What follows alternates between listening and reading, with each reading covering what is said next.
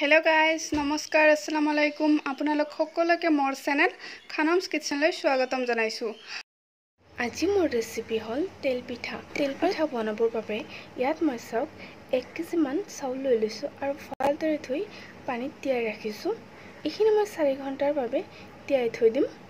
আপোনালোকে বিচাৰিলে অলপ কম সময় ৰাখিব পাৰিব। 1 ঘণ্টা মান সময় মই এনেদৰে খৰাহিত চাউলখিনি উঠাই ৰাখিছিলো। এতিয়া ভালদৰে পানীখিনি আতৰি গৈছে।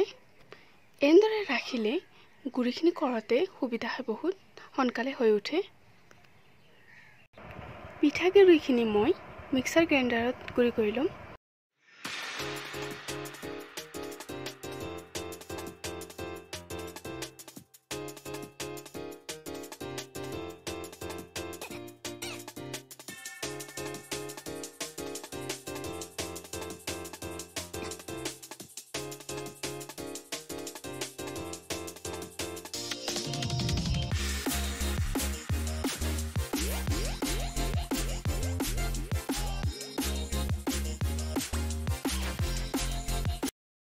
এয়া মোৰ তেল পিঠা বনাবৰ বাবে পিঠাগুৰিখিনি কৰা ৰেডি হৈ গল। মোৰ ইয়াত মই ময়দা এড কৰিম এবাটিতকৈ অকণমান বেছিমান। এয়া চাওক,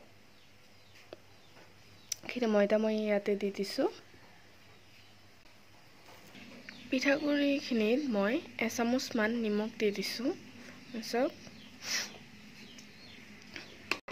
পিঠাগুৰিখিনিত মই 1 চামুচ মান চপগুটি এড কৰিম। এতিয়া মই গোটেইখিনি মিশ্ৰণ চামুচৰ সহায়েৰে মিক্স কৰি লম।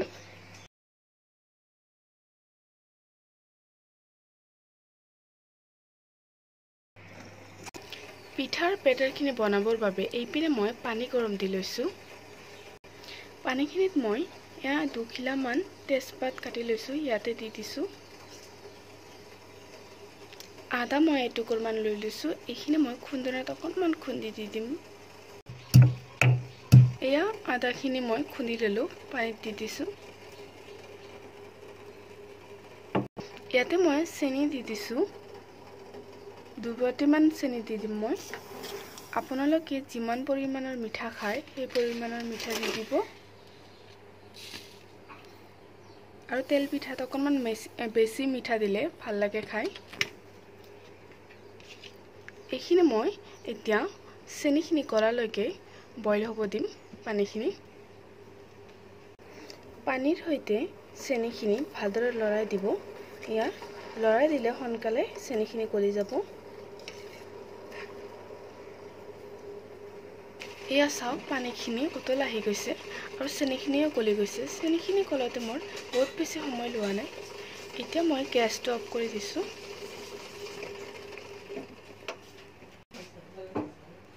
উতল অহা পানীখিনি মই এতিয়া চেকনিৰে চেকি লম।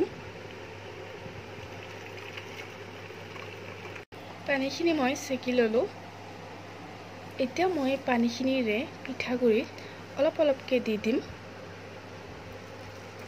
বহুত বেছি একেবাৰে ঢালি নিদিব,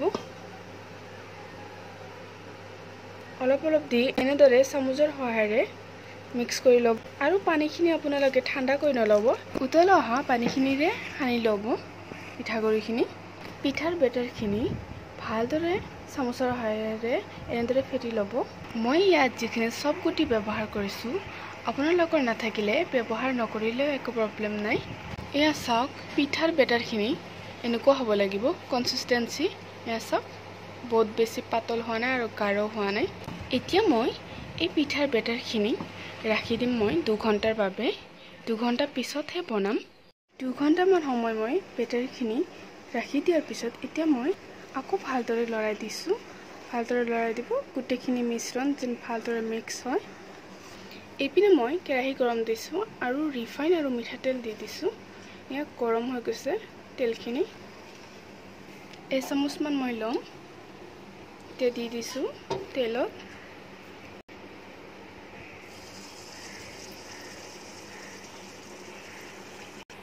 এয়া চাওক, পিঠাটো ওপৰলৈ উঠি আহিছে। এতিয়া মই উলটাই দিম, অকণমান পিছত উলটাই দিম, লগে লগে নিদিব।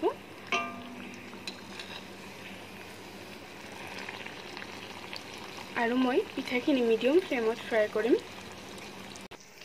তেল পিঠাখিনি আপোনালোকে মিডিয়াম ফ্লেমতে ফ্ৰাই কৰিব। কেতিয়াবা আপোনালোকৰ সুবিধা হোৱাকৈ হাই কৰিব বা ল' কৰিব। এয়া চাওক এনেকুৱা গোল্ডেন কালাৰ হৈ পৰিছে। এতিয়া মই পিঠাটো উঠাই ল'ম।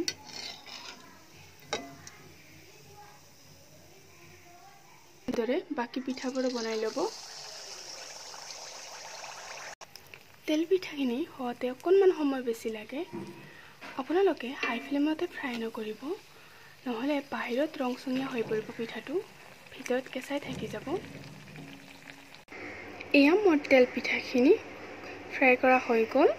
তেল পিঠাখিনি আপোনালোকে ঠাণ্ডা খোৱাতকৈ গৰমে গৰমে চাহৰ লগত খাব, খাই বেছি সোৱাদ পাব। আপোনালোকে মোৰ ভিডিঅ'টো চাই কেনে পালে? যদি ভিডিঅ'টো চাই ভাল পালে তেতিয়াহ'লে প্লিজ লাইক, কমেণ্ট, শ্বেয়াৰ কৰিব আৰু ছাবস্ক্ৰাইব কৰিবলৈ নাপাহৰিব।